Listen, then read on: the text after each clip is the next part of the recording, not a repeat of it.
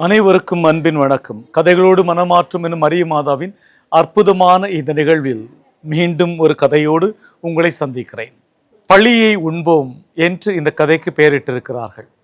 பழியை உண்போம் என்று கதை. ஒரு ஞானிக்கு சீடன் உணவு தயாரிக்கிற வேலையை அந்த சமையல்காரர் முன்னெடுக்கிறான். அவன் சமையல் வேலையை பார்க்கிறான் குருவுக்காக. சமைக்க இருந்தவன் சூப்பு தயாரிக்க மறந்து விட்டான். குருவானவர் அவசரமாக கேட்டவுடன் வேகமாக சென்று பச்சிலைகளை வேகமாக மேலே இருந்து பச்சிலை வெட்டி எடுக்கிறான். அவன் வேகமாக அந்த கீரைகளை அவன் வெட்டி எடுக்கக்கூடிய வேளையில் அவன் அதை சமைத்தான். ஆனால் மேலே இலைகளை வெட்டுகிற பொழுது ஒரு பாம்பையும் சேர்த்து அவன் அதோடு வெட்டி எடுத்து விட்டான்.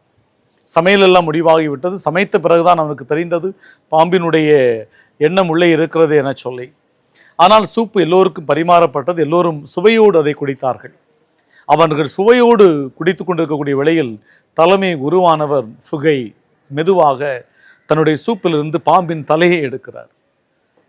சமைத்தவனை அழைத்து இங்கு வா, இது என்ன என கேட்கிறார்.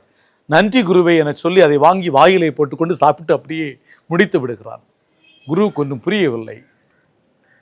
அவன் வேகமாக அவன் அதை சாப்பிட்டு விட்டு குருவுக்கு எனக்கு உணவு கொடுத்ததற்கு நன்றி என சொல்லி கொண்டு கடந்து விடுகிறான்.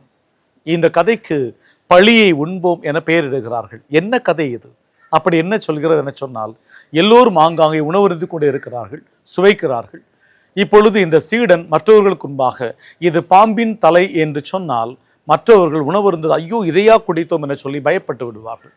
இரண்டாவது, அவன் அவசரம் துன்பப்பட்டு கஷ்டப்பட்டு வேதனையோடு சமைத்திருக்கிறான் என்ற நல்ல எண்ணம் குருவுக்கு இல்லை. குரு அதை பற்றி கவலை இல்லை, குறைகளை மட்டுமே பார்க்க வேண்டும் எனவர் ஆசைப்படுகிறார். ஆனால் சமைத்தவன் எந்த பழி ஆனாலும் அதை நான் ஏற்றுக்கொள்கிறேன் என அவன் அதை ஏற்றுக்கொள்கிறான்.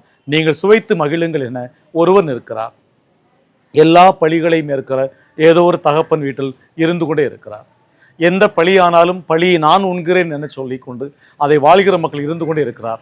அப்துல் கலாம் ஐயா சொல்வார், வெற்றி பெறுகிற பொழுதெல்லாம் என்னுடைய உடன் உழைப்பால் வெற்றி பெற்றார்கள் காரணம் என சொல்வேன், தோற்று போனால் நான் தான் காரணம் என அவர் அடிக்கடி சொல்வார். இயேசு சிலுவை சுமந்து சென்றது நமக்காக. அவர் பழிகளை உண்டார். அவர் எந்த தவறும் செய்யவில்லை. பல நேரங்களில் பழிகளை ஏற்போம், பிற நலமோடு வாழ. நன்றி.